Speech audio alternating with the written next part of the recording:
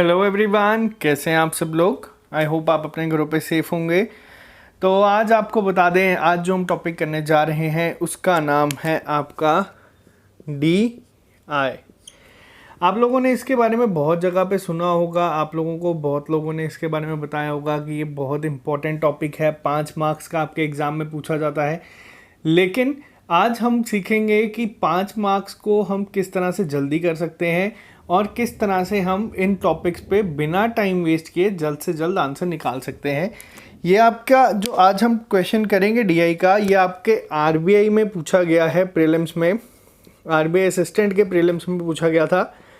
5 marks का आपका question था और आपको मैं दिखाऊंगा कि किस तरह से आप इसे 1 से 1.5 मिनट में 5 के 5 क्वेश्चंस को सॉल्व कर सकते थे।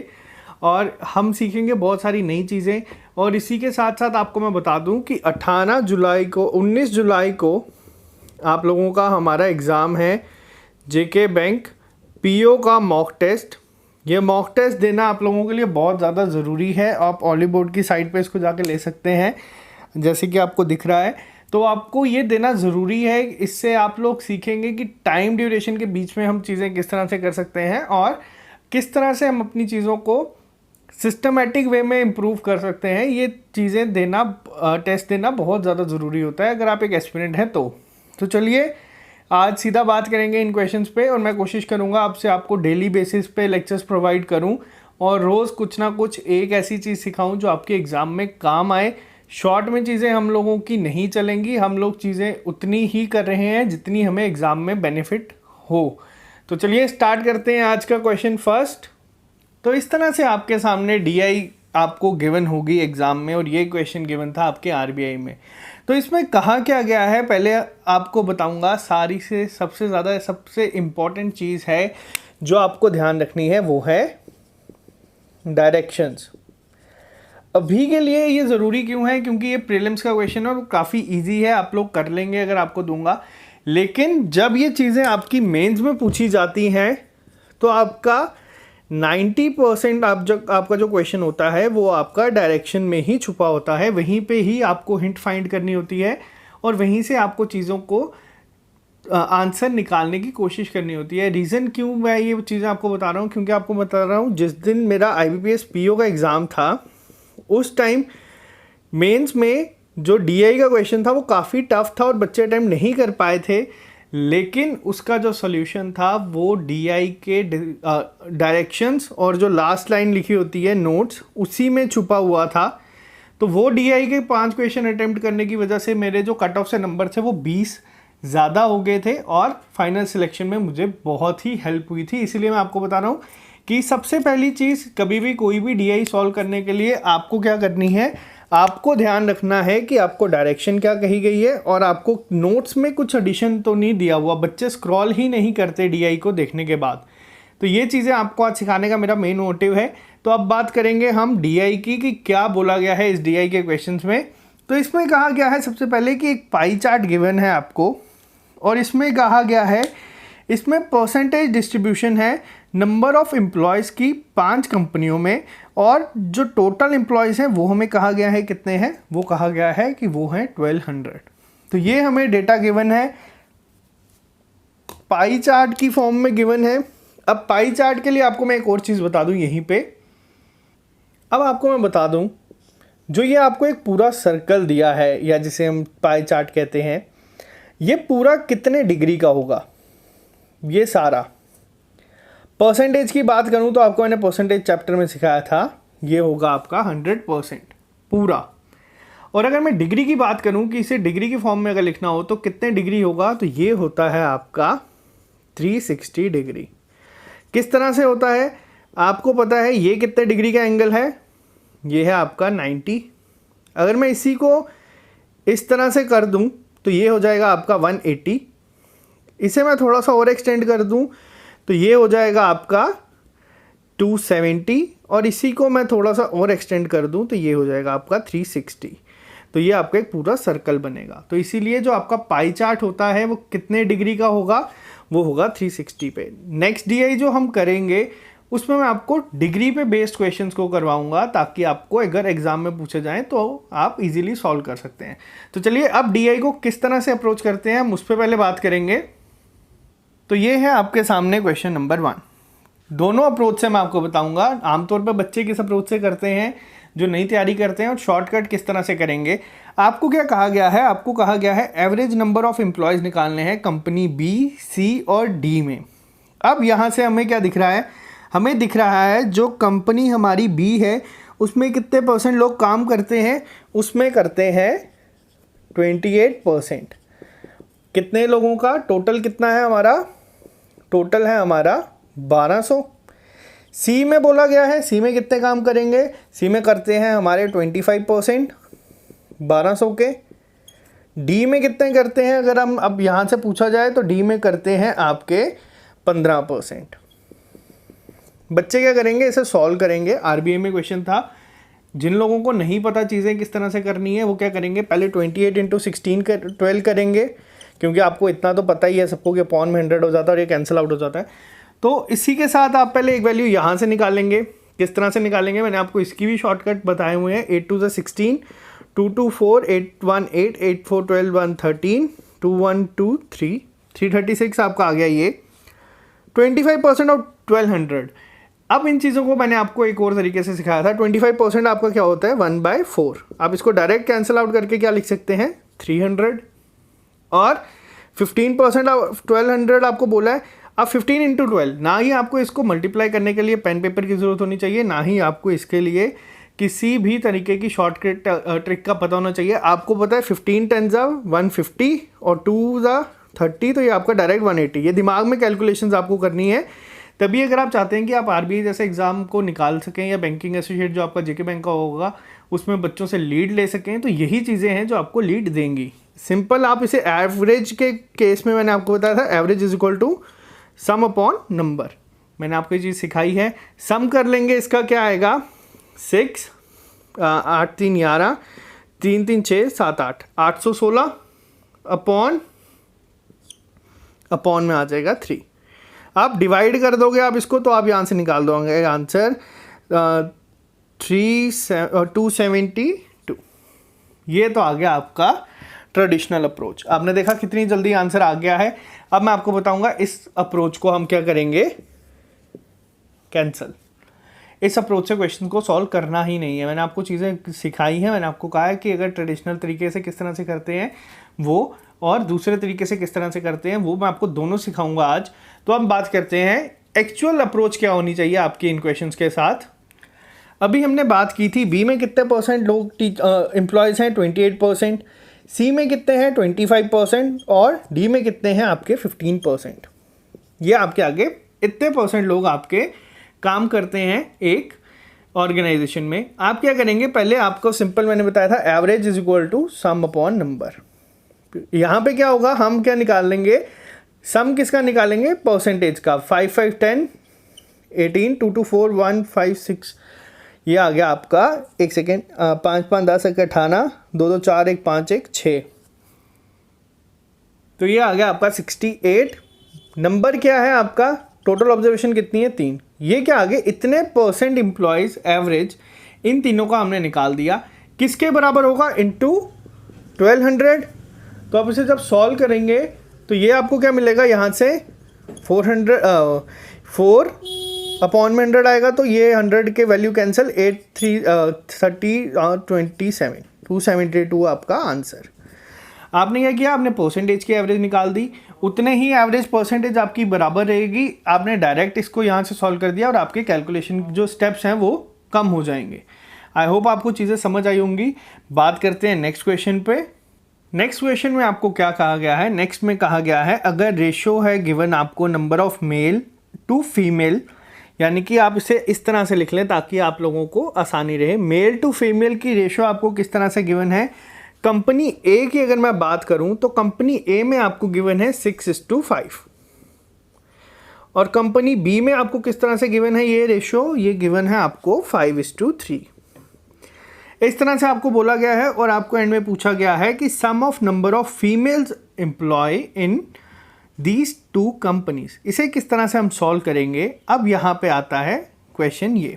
अब बात करें, अगर मैं आपसे यहाँ से सीधा बोलूँ, ए में कितने परसेंट लोग काम करते हैं, ए में काम करते हैं 22% लोग, यानी कि 22/100 किसका, 1200 का। और यहाँ पे अब आपको जब मैं रेशो करवाऊँगा तब मैं आपको चीज़ें सिखाऊंगा और डिटेल में। यहाँ पे पूछा क्या गया है हमसे, फीमेल पूछा गया है, तो हम पे अगर फीमेल निकालनी है तो हम क्या लिखेंगे इसे, 5/11।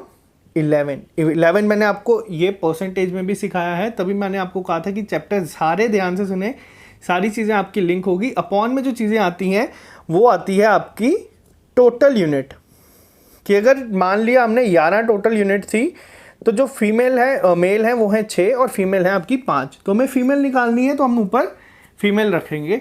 यहाँ से हम क्या करेंगे, डायरेक्ट सॉल्व, 5 to 10 और 12, ये आ गया आपका 120। सेम अगर मैं बात करूँ बी की, तो बी में आपकी कितनी परसेंट कहा गया है, वो है आपके 28%। 28% किसका होगा, निकालनी क्या हमें, फीमेल।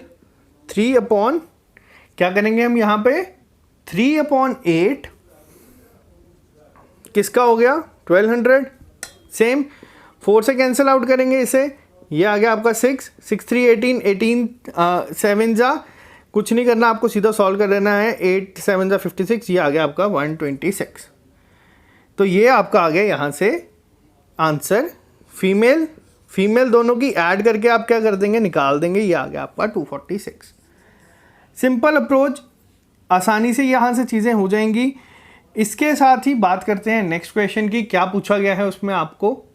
अब नेक्स्ट क्वेश्चन में क्या पूछा गया था, इसमें बोला गया था अगर 45% एम्प्लॉयज़ और 35% एम्प्लॉयज़ किसके, कंपनी सी और डी के, यानी कि सी के अगर मैं बात करूँ तो कितने एम्प्लॉय बोले हैं, 45%, और डी की अगर बात करूँ तो कितने कहा है, वहाँ कहा गया है 35%। ये लोग कौन हैं, ये लोग वो हैं जो काम करते हैं किसमें, टेक्निकल प्रोफाइल में। तो ये चीज़ आपको कही गई है यहाँ पे, टेक्निकल प्रोफाइल में ये लोग काम करते हैं। और पूछा गया है इन दोनों कंपनीज़ के वो लोग फाइंड करने की जो नॉन टेक्निकल प्रोफाइल के हैं, उनके बीच का डिफरेंस फाइंड करने की। अब यहाँ पे अप्रोच क्या है मैं आपको दोनों तरीके से बताऊँगा। बच्चे क्या करेंगे, पहले बच्चे फाइंड करेंगे सी में टोटल कितने लोग काम करते हैं वो सॉल्व करके निकालेंगे, फिर उसमें से टेक्निकल प्रोफाइल वाले निकालेंगे, फिर जो टोटल और टेक्निकल के होंगे उनको सब्ट्रैक्ट करेंगे और नॉन टेक्निकल निकालेंगे। ये आ गई आपकी आम जिंदगी। अब हम बात करेंगे मेंटोस ज़िंदगी की, कि किस तरह से इन क्वेश्चंस को एक्चुअल में एग्जाम में अटेम्प्ट करना होता है। तो मैं आपको सिंपल सी चीज़ें बता रहा हूँ, आई होप आपको क्लियर हो रही होंगी। देखो आपको बोला क्या गया है यहाँ पे, टेक्निकल प्रोफाइल आपको दी है, सी में इतने लोग काम करते हैं, डी में इतने लोग करते हैं। आपको पूछा गया है डिफरेंस निकालना है आपको इनके बीच का। अब डिफरेंस किस तरह से निकालेंगे, सी में कितने परसेंट का लोग काम करते हैं, वो करते हैं 25%, आपको गिवन है। 25% को हम 1/4 भी लिख सकते हैं, लेकिन आज पहला लेक्चर है तो मैं इसको आपको आराम से करवा रहा हूँ, इसलिए मैंने आपको 25/100 ही लिख के लिखवाया है ये। अब बात करूँ मैं यहाँ से क्या, डायरेक्ट नॉन 25% किसके हैं, 1200 के। क्या मैं डायरेक्ट नॉन टेक्निकल अगर निकाल दूँ, अगर किसी एक कंपनी में टोटल हमेशा कितने लोग होंगे, 100%। 45 अगर टेक्निकल हैं तो नॉन टेक्निकल कितने होंगे, 100 माइनस 45, तो कितने हो गए ये आपके, ये आ गया आपका 55। इतना क्लियर है आपको यहाँ से हम इसे करेंगे कैंसिल आउट, और उसके बाद इसे सॉल्व करना है। अब इसे सॉल्व करने के दो अप्रोच हो सकती हैं। एक सबसे सिंपल अप्रोच है, अगर आप इसे 1/4 की फॉर्म में ही लिखें तो यहाँ से ये क्या दे देगा आपको, यहाँ से दे देगा ये आपको 3। तो इसे आगे हम इसे सॉल्व करेंगे जब, यहाँ पे एक और चीज़ आपको बता दूँ, ये 55% है तो परसेंट का भी अपॉन में आएगा, तो ये 0 0 इससे कैंसिल आउट हो जाएंगे। 5 3 सा 15 15 और ये आ गया आपका 165। क्या है ये, नॉन टेक्निकल किसके, सी के। अब सेम हमें डी का पूछा गया है, डी में कितने परसेंट लोग काम करते हैं, डी में काम करते हैं 15% लोग। डी में काम करेंगे 15% लोग, किसके, 1200 के। नॉन टेक्निकल निकालने हैं हमें, इनके बीच का डिफरेंस निकालना है। अगर 35 काम करते हैं टेक्निकल प्रोफाइल के हैं, तो नॉन टेक्निकल के कितने हो जाएंगे आपके, 100 माइनस 35, यानी कि ये आ जाएगा आपका 65 डायरेक्ट। अब इसे हम सॉल्व करेंगे जब, तो ये आपको दे देगा 180। यहाँ से आप ये 180 मैंने इन दोनों को मल्टीप्लाई करके लिखा है, कंफ्यूज नहीं होना।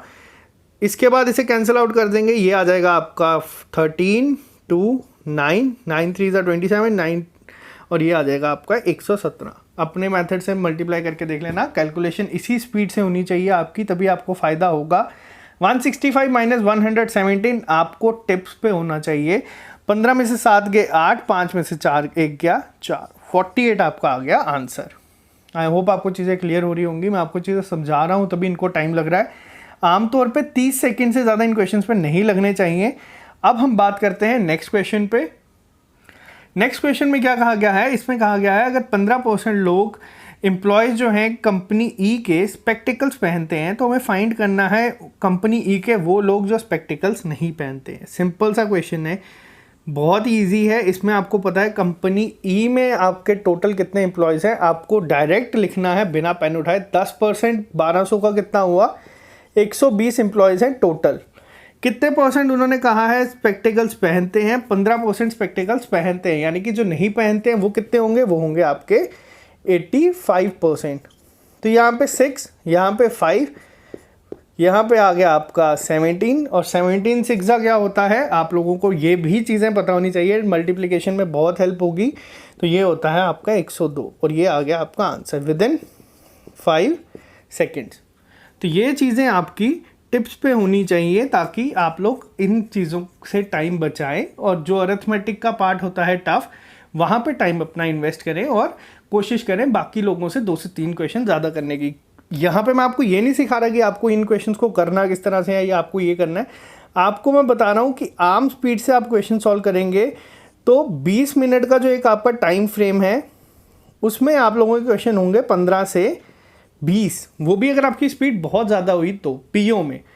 और अगर आपको मैं बताऊं जिन लोगों की स्पीड ज़्यादा है वो आपसे करेंगे 25। 5 मार्क्स की लीड यहाँ से सीधा सीधा वो ले लेंगे। और जो मैं आपको परसेंटेज करवा रहा हूँ, एवरेज करवा रहा हूँ, अब से आपको क्लासेस मिलती रहेंगी, उनकी भी वो क्वेश्चन आपकी मदद करेंगे कि आप अपना बैंकिंग एसोसिएट में जो अटैम्प्ट है वो 3 से 4 को बढ़ा दें। और अगर एवरेज अटैम्प्ट 80 जाता है तो आप 85 84 तक अटैम्प्ट करके आएँ, ताकि 1-2 क्वेश्चन जो अगर टफ आ भी जाए कभी एग्जाम में तो आप उससे स्किप कर सको। तो ये ही चीज़ें मैं आपको सिखा रहा हूँ। बात करते हैं नेक्स्ट क्वेश्चन की। नेक्स्ट क्वेश्चन में क्या कहा गया है, नेक्स्ट में कहा गया है अगर 50 और एम्प्लॉय ज्वाइन कर लेते हैं कंपनी सी को। कंपनी सी में कुछ लोग थे पहले से, कहा गया है कि 50 लोग और ज्वाइन कर लेते हैं तो जो नई परसेंटेज बनेगी वो कितनी परसेंट होगी कंपनी सी की from all the companies. Question को थोड़ा सा ध्यान से समझना, बच्चे इसमें गलती कर जाते हैं बहुत बार, तो आपको मैं वो चीज़ सिखाऊंगा यहाँ पे कि गलती क्या ध्यान में रखनी है। आपको पता था सी में कितने परसेंट लोग काम करते हैं, सी में लोग काम करते हैं 25%, यानी कि इसको मैं इस तरह से लिख सकता हूँ। यहाँ से अगर मैं इसको निकालूँ वैल्यू को तो ये आ जाती है आपकी 300। ये थे जो पहले काम करते थे कंपनी सी में। 50 लोग क्या कहा है और ऐड करेंगे तो कितने हो गए आपके, तो वो लोग हो गए आपके 350। यहाँ तक क्लियर है। अब बच्चे गलती क्या करते हैं मैं आपको ये बताता हूँ। आपको पूछा गया है कि अब बताओ कितनी परसेंट होगी कंपनी सी में। अब जो परसेंटेज है बच्चों की वो कितने, जो एम्प्लॉयज़ हैं वो कितने हो जाएंगे। तो बच्चे क्या करते हैं जल्दबाजी में अपॉन 1200 इंटू 100 करते हैं, यहाँ से कैंसिल आउट करेंगे, यहाँ से निकालेंगे और आंसर मार्क कर देंगे। लेकिन गलत है। क्यों गलत है? अगर कंपनी सी में 50 लोग ऐड हुए हैं तो क्या टोटल में 50 लोग ऐड नहीं होंगे? टोटल एम्प्लॉयज़ भी तो आपके 50 बढ़ेंगे अगर एक कंपनी में आपके आ रहे हैं लोग। तो इसे आगे अब सॉल्व करने में कुछ नहीं बचा, इसे आप सीधा सॉल्व करेंगे। ये 0 इससे कैंसिल आउट होगा, 125 और 100 आप डायरेक्ट कैंसिल आउट करेंगे। 4 और 5 से, 25 से ये दोनों जाते हैं, ये आपको पता होने चाहिए। और ये आपका जाएगा 7 से, आंसर आ जाएगा आपका 28%।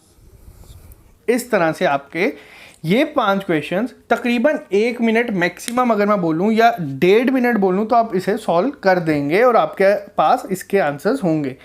तो ये चीज़ आपको आज मैंने सिखानी थी। इजी लेवल से शुरू किया है, करते करते हम डबल पैरामीटर्स पे जाएंगे जिसमें 2 पाई चार्ट और टेबल एक साथ दिया होता है। फिर हम कोशिश करेंगे कि इसे और लेवल को बढ़ाएं। अभी मैंने इजी रखा है ताकि आप लोग जो नए हैं उन्हें भी हेल्प हो जाए, जो पुराने हैं वो भी चीज़ें सीख लें। तो आज सिर्फ इतना ही। 18 तारीख को जो हम लोगों का टेस्ट होगा, 19 को सॉरी, उसके लिए ज़रूरी चीज़ें क्या है मैं आपको बता दूं। आपके जो मार्क्स हैं वो मैटर नहीं करेंगे इस टेस्ट में, जो हमारा 19 जुलाई को होगा। ऑली बोर्ड की ऐप पे हमने टेस्ट देना है, आपको पता है। मार्क्स इंपॉर्टेंट नहीं होंगे, हमें परसेंटाइल भी पहले टेस्ट में नहीं देखनी है। हमें पहले टेस्ट में ये देखना है कि हम आउट ऑफ 100 कितने क्वेश्चंस अटेम्प्ट कर सकते हैं। आपका टारगेट होगा सिर्फ इजी वाले अटेम्प्ट करना। कोशिश आपको रखनी है सिर्फ इजी अटेम्प्ट करना, बाकी सब छोड़ना, और अपना एक स्टार्टिंग पॉइंट को देखना कि हम कहाँ स्टैंड कर रहे हैं आज। हफ्ते का टेस्ट के बीच में ड्यूरेशन होगा। कोशिश मेरी ये है कि जितने ज़्यादा लोग देंगे उतना ज़्यादा फ़ायदा हम लोगों का होगा, जितने कम देंगे उसमें भी हम लोगों का ही फ़ायदा होगा, ताकि जो लोग सीरियस एस्पिरेंट्स हैं उनको मैं चीज़ें सिखा सकूं कि किस तरह से चीज़ें करनी है। मैं यहाँ पे टेस्ट सीरीज़ कोई आपको बताने के लिए नहीं है कि आपको ये लो आपको इतना डिस्काउंट मिलेगा या ये करो आपको वो मिलेगा।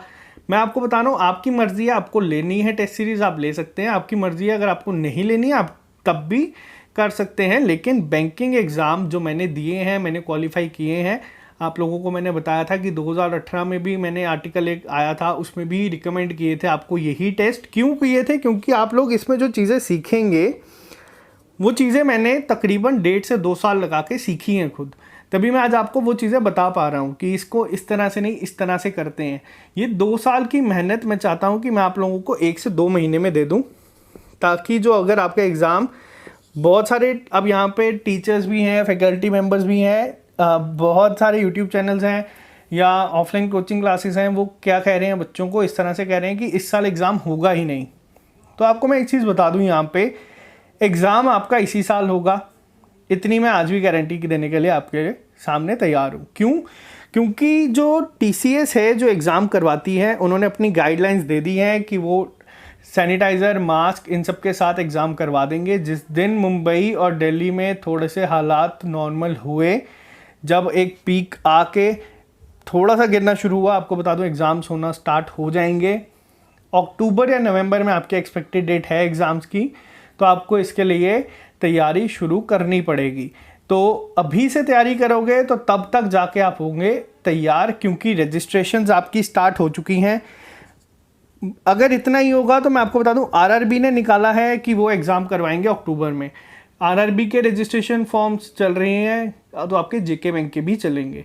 तो ये आपको जो गुमराह कर रहे हैं लोग, आपको मैं बस बता दूं अपनी तैयारी को अपनी तरफ से 100% रखें। बाकी जो चीज़ें होंगी, तैयारी की हुई कभी वेस्ट नहीं जाती, आपके काम कभी ना कभी आएगी।